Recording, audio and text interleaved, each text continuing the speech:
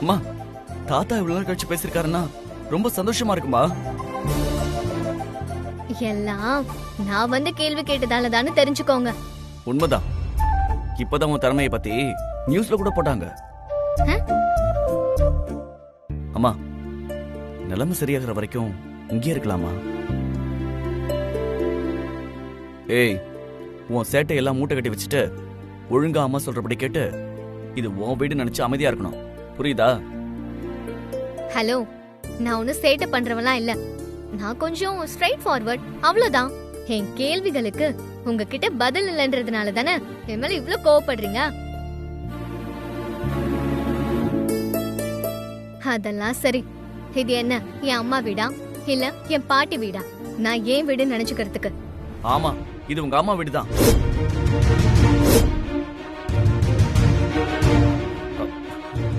அதாவது உன்னோட பாட்டியோட வீடுன்னு நினைச்சுக்கோ.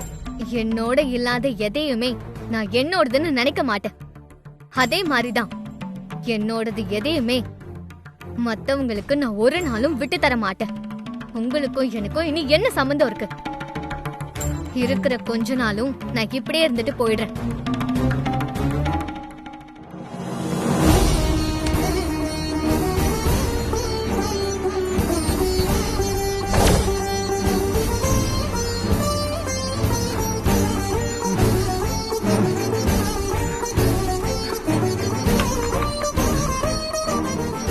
ராட்சசி, ராட்சசி!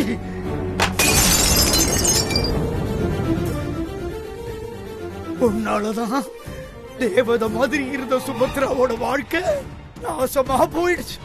நாசமா போயிடுச்சு. திருமாரா, ஆமாமா, நில்லுங்க. ஆமா, ஏதோ போட்டோ விழுந்த மாதிரி இருக்கு. ஏய், நில்லு.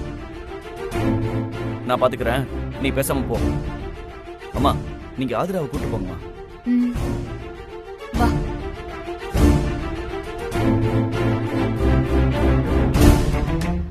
தாத்தா, நீங்க வாங்க தாத்தா. வந்து ஓரமா உட்காருங்க. கீழே பார்த்து வாங்க.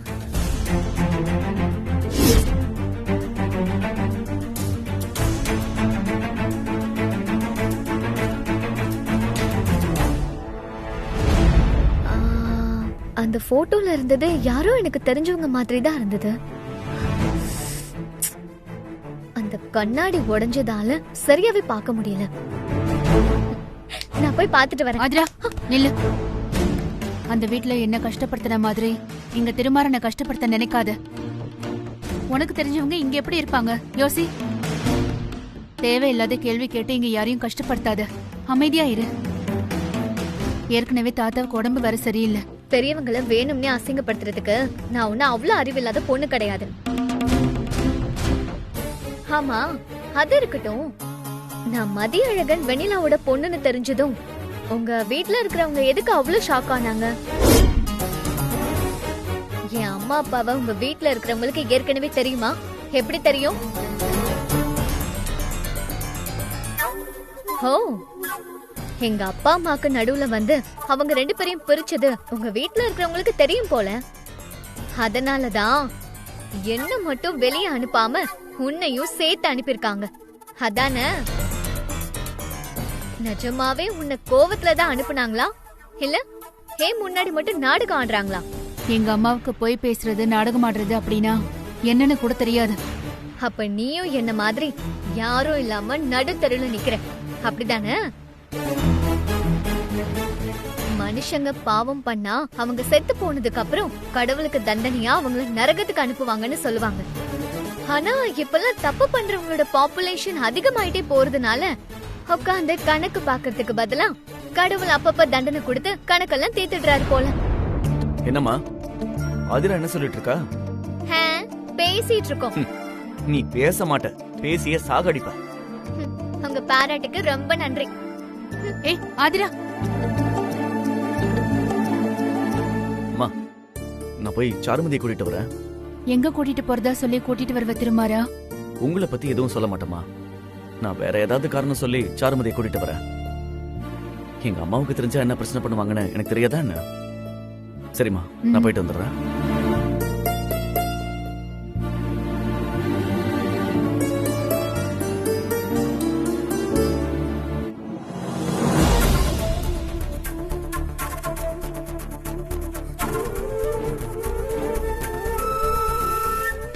சாரு, திருமாரன் எங்கேயோ வெளியில போயிருக்கான். சுபத்ரா அம்மாவும் ஆதிராவும் வீட்லயே இல்ல. மத்தவங்களாம் அவங்கவுங்க ரூம்ல இருக்காங்க. பாட்டி கூட அவங்க ரூம்ல தான் இருக்காங்க. இதான் நம்ம ஓடி போறதுக்கு சரியான நேரம்.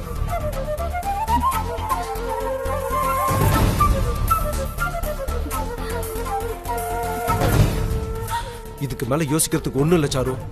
நம்ம 2 பேரையும் மனமேடையில இருந்து எழுப்புறதுக்கு முன்னாடி உங்க வீட்டுல இருக்க பெரியவங்க இதெல்லாம் யோசிச்சிருந்தாங்கன்னா இன்னைக்கு நமக்கு இந்த நிலைமையே வந்திருக்காது. கடைசி முறையா உன்னை கேக்குறேன் சாரு, அதுக்கு மேல உன் இஷ்டம் தான். இப்ப என் கூட வரியா இல்லையா?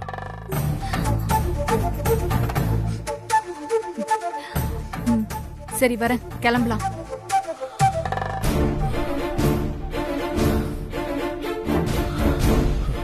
சரி, சீக்கிரம் போய் உன் ட்ரெஸ் எல்லாம் எடுத்து பேக் பண்ணு. போ சாரு.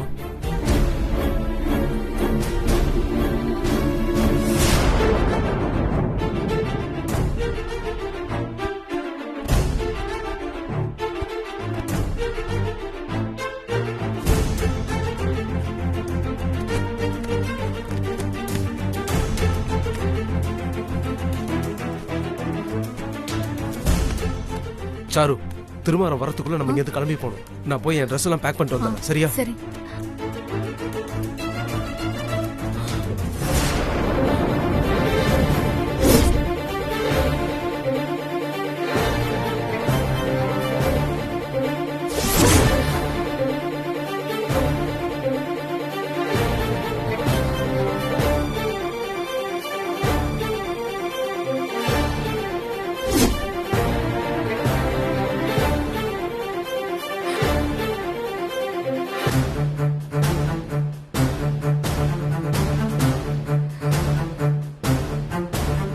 நீ எங்க கிளம்பிட்ட?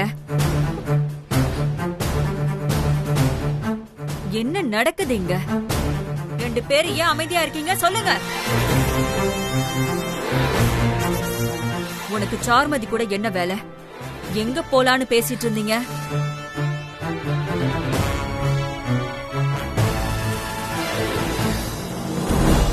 அது ஒண்ணும் இல்ல நீ. திருமாரனை காணோம், அதான் எங்க போயிட்டான்னு சாரு கிட்ட கேட்டுட்டு இருந்தேன். அவருக்கு ஏதோ ஸ்டேஷன்ல இருந்து கால் வந்துச்சுன்னு சாருமதி சொல்லிட்டு இருந்தா.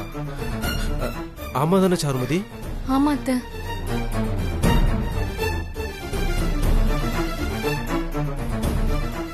திருமாறன் எங்க போயிட்டான்?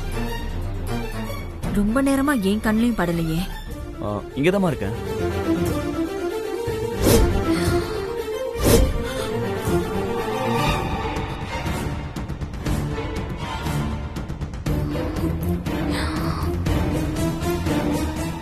சின்ன வேலை இருந்துச்சு, வெளியே போயிருந்தம்மா, அதான். ஆமாம்மா, சாருமதி எப்பவும் டயர்டா இருக்கால்ல, எதனால இருக்கும்? மாசமா இருக்கும்போது அப்பப்ப அப்படிதாண்டா ஆகும். ஓ அப்படியா? இந்த சாரு, பால் குடி, உனக்கு தெம்பா இருக்கும். இல்ல இல்ல வேண்டாம். சாரு, காலையில இருந்து எதுவும் சாப்பிடல, இதையாவது குடி. குடின்னு சொல்றான்ல, இந்தா குடி.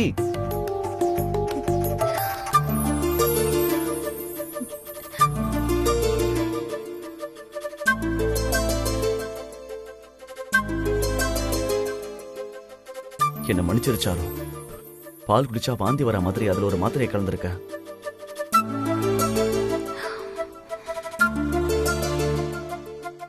ஆமா, சின்ன வேலையா வெளியில போனேன்னு சொன்னியே, என்ன வேலை?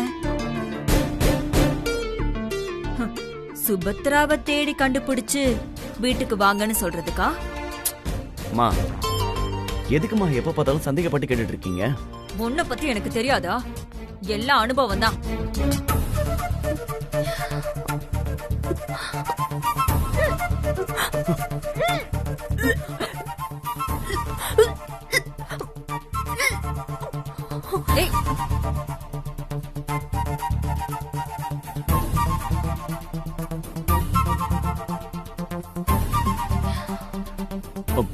என்னாச்சு சாரு?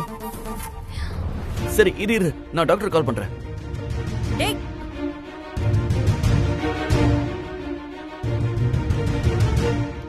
டாக்டர் எங்க இருக்கீங்க? வாங்க டாக்டர்.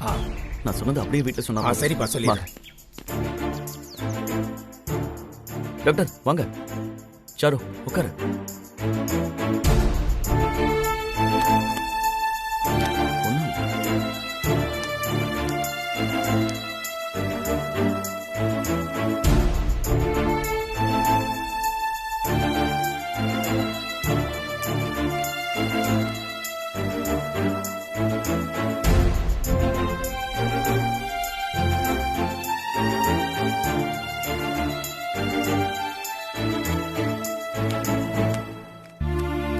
சாருமதி எதை பத்தியோ ரொம்ப தீவிரமா யோசிச்சு கவலைப்படுறாங்க. அவங்க உடம்பு ரொம்ப வீக்கா இருக்கு. அவங்க நல்லா சாப்பிடணும். அது போக இந்த மாதிரி சமயத்துல வாமிட் அது இதுன்னு இருக்கிறதுனால சாப்பிட முடியாம இருக்கிறது சகஜம்தான். இருந்தாலும் அவங்களுக்கு நல்ல சாப்பாடு வேணும். அவங்க இடம் மாதிரி இருந்தாங்கன்னா கொஞ்சம் பெட்டரா இருக்கும்.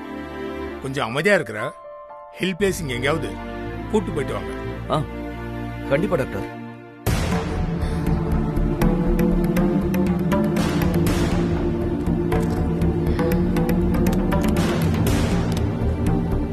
வரேன். Thank you doctor.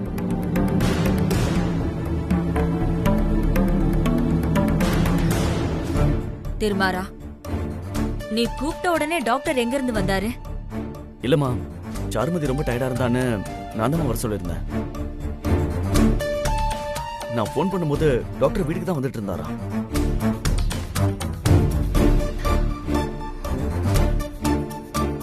அம்மா, சாருமதியை ஒரு 4 நாள் வெளியூர் கூட்டு போயிட்டு வந்துடுறோம்மா.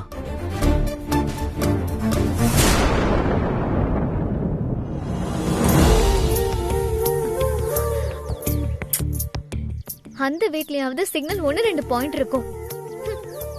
இந்த வீட்ல சுத்தமா இல்ல.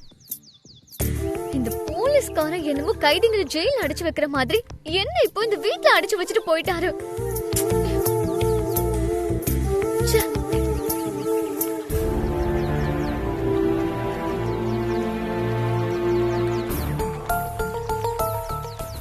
ஹலோ சுபத்ரா மேடம், இந்த வீட்ல இருந்து வேலைக்காரங்க இருக்காங்கல்ல, அப்புறம் ஏன் எப்போ வேலை செஞ்சுட்டே இருக்கீங்க? வாழ்க்கையில மனசுக்கு பிடிக்காத சம்பவங்களை மறக்கிறதுக்கு ஓயாம வேலை செய்யறதுதான் எனக்கு தெரிஞ்ச ஒரே வழி. நம்ம வீடோ மத்தவங்க வீடோ, நாம இருக்கிற இடத்த நாம தானே நல்லா வச்சுக்கணும். அது போக ஒருத்தர் வீட்டுக்கு வந்துட்டு எப்படி சும்மாவே உட்கார்ந்து சாப்பிடுறது?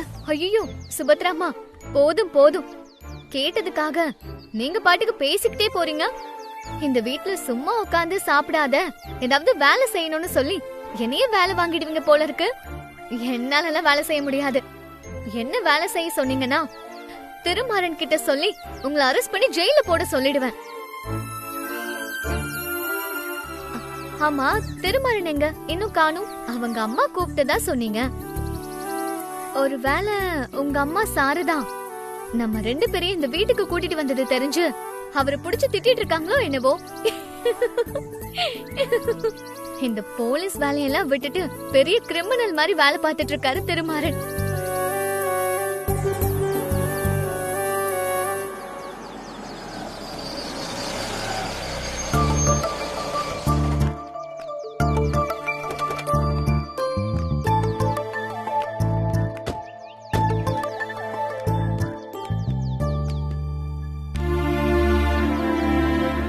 நாலு நாளைக்கு டூர் போறோம்னு சொன்னீங்க, இந்த வீட்டுக்கு கூட்டிட்டு வந்திருக்கீங்க.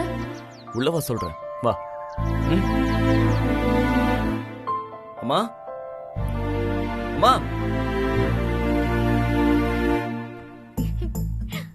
நீங்க சூப்பர் போலீஸ்கார். இந்த வீட்ல எனக்கு செம்மையா போர் அடிக்குது. போன்ல ஏதாவது பார்க்கலானா அதுல சிக்னலும் இல்ல. என்ன செய்யறதுன்னு புலம்பிட்டு இருக்கிறப்போ கரெக்டா வந்து நிக்கிறீங்க. அம்மா, உங்களை திடீர்னு வீட்டை விட்டு அனுப்புனத தாங்கிக்கவே முடியலம்மா. இப்ப இந்த வீட்ல பாக்கும்போது ரொம்ப சந்தோஷமா இருக்கு. திருமாரா, அகல்யாவுக்கும் அம்மாவுக்கும் சந்தேகம் வரலையா? அது எப்படிமா சந்தேகம் வராம இருக்கும்? சந்தேகமும் எங்க அம்மாவும் ட்வின்ஸ், ஒட்டிக்கிட்டே பிறந்தவங்க. அவங்க எப்போது சந்தேகப்படாம இருந்தாதான் ஆச்சரியம்மா. நீ என்ன சொன்ன? நான் என்ன சொன்னாலும் நம்ப மாட்டாங்கன்னு தெரியும். அதனாலதான் நம்ம டாக்டரை வச்சு சாருமதிக்கு ஒரு 4 நாள் ரெஸ்ட் வேணும், வேற இடம் மாறி இருக்கணும்னு சொல்ல வச்சேன். இப்போதைக்கு நாங்க 4 நாளைக்கு இந்த ஊர்லயே இல்லைன்னு அவங்கள நம்ப வச்சிருக்கம்மா. நான் தான் சொன்னேன்ல, வர வர திருமாறன் போலீஸ் இல்ல கிரிமினல்னு. ஏய் திருமாரா விடு.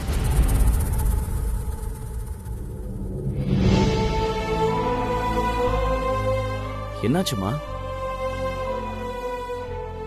அம்மா ஏமா அழுகுறீங்க? அம்மா ஞாபகமா இருக்கு. அம்மாவை பார்க்காம என்னால இங்க இருக்க முடியல திருமாரா. இப்படி சின்ன புள்ள மாதிரி அழுதுட்டு இருக்க. உன்னை வீட்டை விட்டு வெளியே அனுப்புனவங்கள நீயா உட்காந்து யோசிச்சுட்டு இருக்க? அம்மாவோட கோவத்துக்கு ஆயுசு குறைவு. நான் தப்பு பண்ணேன்னு சொல்லி திட்டிருக்காங்க. 2 அடி கூட அடிக்கட்டும். அதுக்காக அவங்களுக்கு என் மேல அன்பு இல்லைன்னு ஆயிடாது. உனக்கு இப்பவாவது புரியுதா அம்மாவை விட்டு விலகி இருக்கிறது எவ்வளவு கஷ்டமான விஷயம்னு?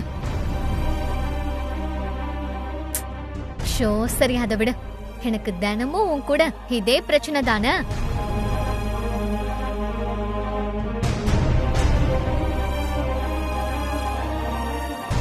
அம்மா நீங்க ஒன்றும் வருத்தப்படாதீங்கம்மா. உங்களை பார்க்காம பேசாம பாட்டி மட்டும் இருந்துருவாங்களா என்ன? பாத்துக்கலாமா, விடுங்க.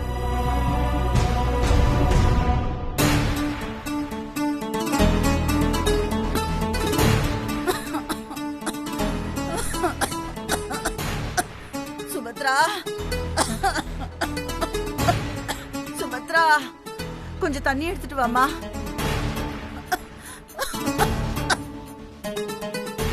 அத்தா இந்தாங்க தண்ணி. சுபத்ரா எங்க? நீ தண்ணி கொண்டு வந்திருக்க? சுபத்ரம்மாவை நீங்க தானே வீட்டை விட்டு அனுப்புனீங்க, மறந்துட்டீங்களா?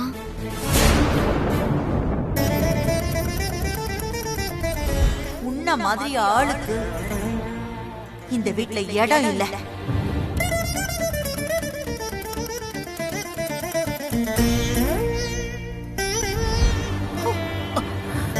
வீட்டை விட்டு அனுப்புனது ஞாபகத்துல இருக்கு. பழக்கமான பேர் பத்தியா? அதான் பழக்க தோஷத்துல கூப்பிட்டுட்ட. சில பழக்கங்களை உடனே மாத்திக்க முடியல.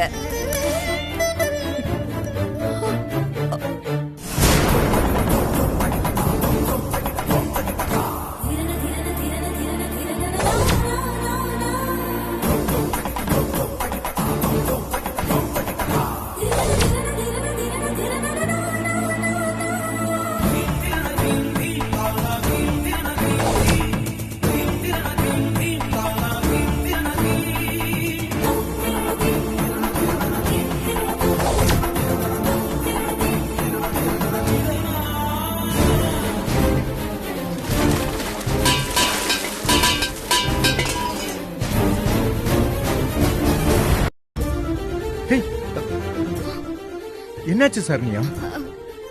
குடிக்க தண்ணி வேணும்னு கேட்டாங்க, கொண்டு வந்து கொடுத்தேன். சுபத்ரம்மா எங்கன்னு கேட்டாங்க. அவங்க வீட்ல இல்ல, நீங்க தானே வீட்டை விட்டு அனுப்புனீங்கன்னு சொன்னேன். அதுக்கப்புறம் ஒரு வார்த்தை கூட நான் பேசலங்க. சாரதா, என்ன இதெல்லாம்? எதுக்காக அவ்வளவு கோவப்படுற? என்னாச்சு உனக்கு? அம்மா நின்ன அன்பா கூப்பிட்ட சுபத்ரா எனக்கு துரோகம் பண்ணிருப்பான்னு என்னால நம்ப முடியலங்க. மகன் பண்ண காயத்தை மறக்கிறதுக்கு மருமகளை மகளா தத்து எடுத்துக்கிட்ட. அவன் பண்ண நம்பிக்கை துரோகத்தினால வந்த காயம் ஆறதுக்குள்ள சுபத்ரா ஒரு காயத்தை ஏற்படுத்திட்டா. மகனை சுலபமா மறந்துட்ட. சுபத்ராவை என்னால சுபத்ராவை மறக்க முடியலையே. சுபத்ராவை மறக்க முடியாத மாதிரி நீங்க தான் பண்ணி வச்சிருக்கீங்க. சுபத்ரா பூஜை பண்ணு, சுபத்ரா சாப்பாடு போடு, சுபத்ரா தண்ணி குடுன்னு அவ பேரை மந்திரம் மாதிரி சொல்லிக்கிட்டே இருக்கீங்க. அதெல்லாம் கேட்டு கேட்டு என் காதெல்லாம் புளிச்சு போச்சு. பெத்த மகளை விட ஓவரா அவளதானே பாத்துக்கிட்டீங்க. என்னமோ அவளுக்கு கிரீடம் வச்சீங்க. ஆனா அவ உங்களை ஒரு கிள்ளு கிரையா நினைச்சு தூக்கி போட்டுட்டு அவ இஷ்டத்துக்கு இருந்துட்டு இருக்கா. இனிமேலாவது கொஞ்சம் மாறுமா. நிஜமாவே நீ நான் பெத்த மகதானா? அம்மா வருத்தத்துல இருக்கிற, பேசக்கூடாத பேச்செல்லாம் பேசிக்கிட்டு இருக்க. இதே உன் இடத்துல சுபத்ரா இருந்திருந்தா உன்ன மாதிரி அவ பேச மாட்டா. இதுதான் உனக்கும் சுபத்ராவுக்கும் இருக்கிற வித்தியாசம். அவ என்ன பெத்த மக மாதிரி பாத்துக்கிட்டா.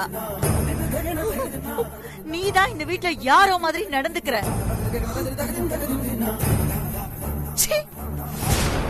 சாரதா, ஏய், உனக்கு கொஞ்சம் கூட புத்தியே இல்லையா?